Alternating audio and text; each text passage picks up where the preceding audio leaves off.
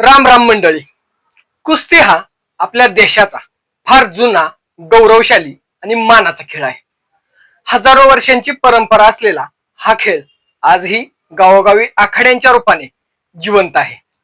अनेक कुटुंबे पिढ्यानपिढ्या कुस्तीची परंपरा जपत आहेत. लहानपणापासून आखाड्यात घाम गाळत मोठे होणारे पैलवान हेच या खेळाचा खरा पाया आहेत.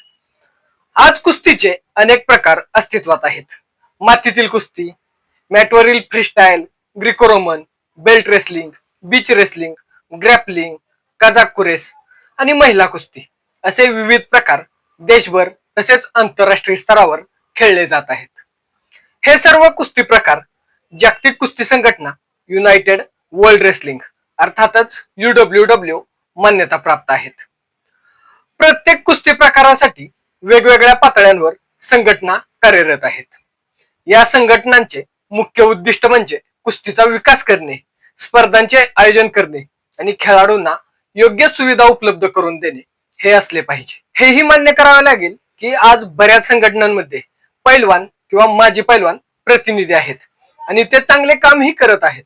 ही बाब निश्चितच स्वागतार्ह आहे. मात्र ज्या संघटनांमध्ये अजून पैलवानांचे प्रतिनिधित्व नाही त्यांनी ते निर्माण करावे आणि कार्यकारिणीत खेळाडूंना योग्य स्थान द्यावे. कारण ज्या खेळासाठी संघटना आहेत त्या खेळाचे भवितव्य ठरवताना खेळाडूंचाच आवाज महत्वाचा असला पाहिजे. पैलवानांचे आयुष्य अत्यंत कष्टाचे असते. रोज पहाटे उठून सराव, धावणे, व्यायाम, जोर बैठका, कुस्ती, योग्य आहार, वजन कमी जास्त करण्याचा ताण, दुखापती आणि मानसिक दबाव हे सगळं तो रोज अनुभवतो. ही परिस्थिती ज्याने स्वतः अनुभवली आहे तोच खेळाडूंच्या अडचणी खऱ्या अर्थाने समजू शकतो. म्हणूनच संघटनांमध्ये पैलवान किंवा माजी पैलवान असणे फार महत्वाचे आहे. मातीतील कुस्ती खेळणाऱ्या पैलवानांच्या समस्या वेगळ्या आहेत.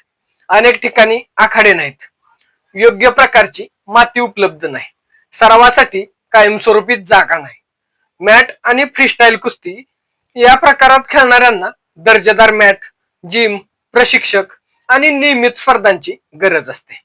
बेल्ट रेसलिंग, बीच रेसलिंग, ग्रॅपलिंग आणि कझाकुरेस हे तुलनेने नवे आणि वेगळ्या शैलीचे प्रकार असल्यामुळे त्यांना अजूनही पुरेशा प्रसिद्धी आणि संधी मिळत नाहीत.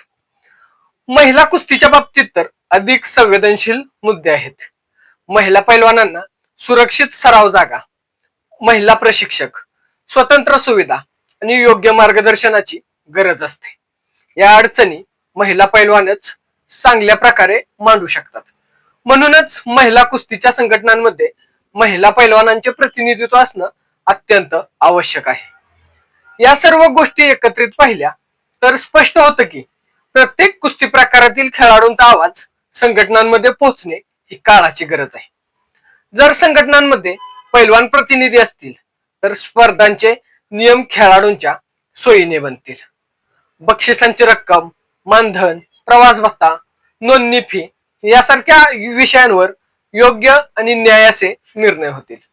निवड प्रक्रिया पारदर्शक होईल आणि खरोखर पात्र असलेल्या खेळाडूला संधी मिळेल. आज काही कुस्ती प्रकारांमध्ये याचे चांगले उदाहरण पाहायला मिळते. विशेषतः ग्रॅपलिंग. ग्रॅपलिंग या प्रकारात ग्रॅपलिंग संघटनांनी 85% जास्त पदाधिकारी स्वतः खेळाडू किंवा माजी खेळाडू आहेत. त्यामुळे कमी वेळेत या प्रकारात मोठी प्रगती झाली. खेळाडूंना राष्ट्रीय आणि आंतरराष्ट्रीय संधी मिळत आहेत. संघटनांवर विश्वास वाढत आहे. महाराष्ट्राच्या ग्रॅपलिंग संघटनेतही मोठ्या प्रमाणात खेळाडू प्रतिनिधित्व असल्याचे सकारात्मक चित्र दिसते. हेच मॉडेल इतर सर्व कुस्ती प्रकारांच्या संघटनांनी स्वीकारले पाहिजे. संघटनेच्या कार्यकारिणीत किमान 25 ते 30% सदस्य पैलवान किंवा माजी पैलवान असावेत. या प्रतिनिधींची निवड मतदानाद्वारे व्हायला हवी. प्रत्येक कुस्ती प्रकारासाठी स्वतंत्र सल्लागार समिती असायलाच हवी ज्यात त्या प्रकारातील अनुभवी खेळाडू असतील. कुस्तीचा खरा पाया म्हणजे पैलवान आहे. पैलवान मजबूत असेल तरच कुस्ती मजबूत होईल.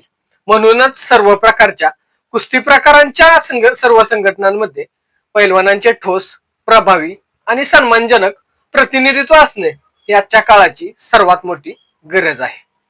धन्यवाद.